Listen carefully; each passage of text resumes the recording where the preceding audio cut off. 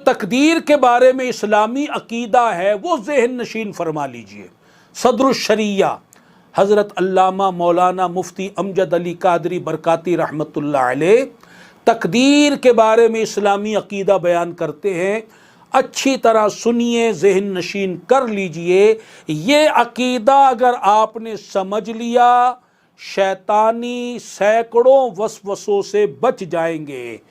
انشاءاللہ تعالی۔ اللہ تبارک و تعالی کا جو علم ہے وہ ازلی ہے، ہمیشہ سے ہے، اور جو کچھ ہوگا، ہو چکا، ہو رہا ہے، ہونے والا ہے، سب کچھ اللہ تعالی ہمیشہ سے جانتا ہے، اور اس کے علم میں کوئی رد و بدل نہیں ہوتا کہ کبھی علم بڑھ جائے کبھی علم گھٹ جائے، ہرگز نہیں۔ اس کی صفات تبدل سے، تغیر سے پاک ہیں، ورا ہیں، بلند و بالا ہیں، اور اس کی صفات میں سے ایک صفت اس کا علم شریف ہے۔ ہر بھلائی، ہر برائی، جو کچھ دنیا میں اجتماعی طور پر کوئی بھلائی آنی تھی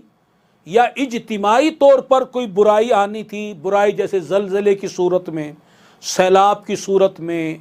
آندھیوں کی صورت میں، کسی عذاب کی صورت میں، یا انڈیویجول انفرادی طور پر کسی کو کوئی بھلائی یا برائی ملنی تھی، کسی کو کوئی بھلائی کسی نعمت کی صورت میں ملنی تھی، اولاد کی صورت میں، کاروبار رزق حلال کی صورت میں ملنی تھی، کوئی اس کی نیکی، کوئی ذکر و اذکار، کوئی دینداری، کوئی اچھی صحبت، کوئی اچھے عالم کی صحبت، اچھے مرشد کی صحبت اسے ملنی تھی، جو بھلائیاں اس کو جو ملنی تھی، یا جو برائی کسی ایکسیڈنٹ کی صورت میں، بیماری کی صورت میں، جادو کی صورت میں، تنگ دستی کی صورت میں، فاقوں کی صورت میں، پریشانیوں کی، مصیبتوں کی صورت میں، جو کچھ بھی کسی کو انفرادی طور پر یا اجتماعی طور پر پوری کائنات میں جو کچھ بھی ہونے والا تھا، اللہ تبارک و تعالی نے اپنے علم ازلی کے موافق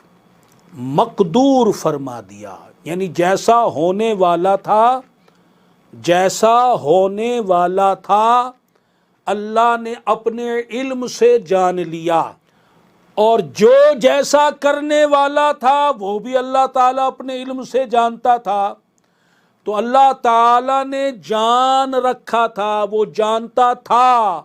کہ کیا ہوگا، کون کیا کرے گا، جو جیسا کرنے والا تھا،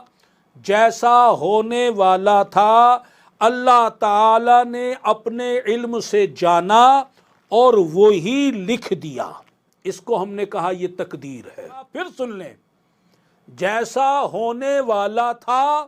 اور جو جیسا کرنے والا تھا،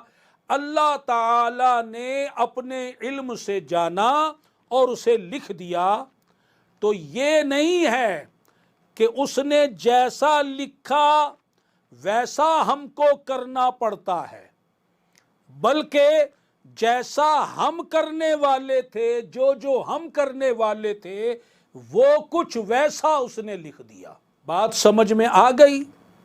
زید کے ذمے اس نے برائی لکھی، اس لیے کہ زید نے برائی کرنی تھی، اس نے اپنے علم سے جان لیا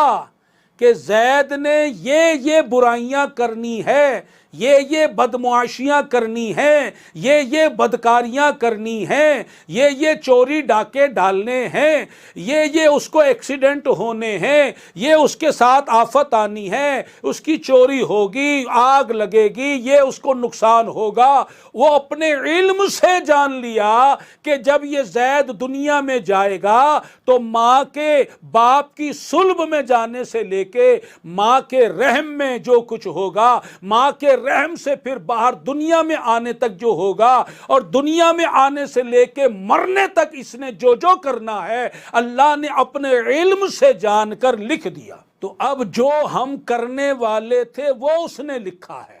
تو نیکی بھی لکھ دی گئی، جو نیکی کرنے والے تھے، جب نیکیاں کرنے والے تھے اللہ نے اپنے علم سے جان کر لکھ دیا۔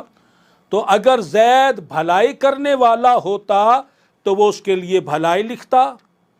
تو اس کے علم یا اس کے لکھ دینے نے کسی کو مجبور نہیں کیا، بلکہ جو کچھ ہم کرنے والے تھے ہماری پیدائش سے پہلے ہی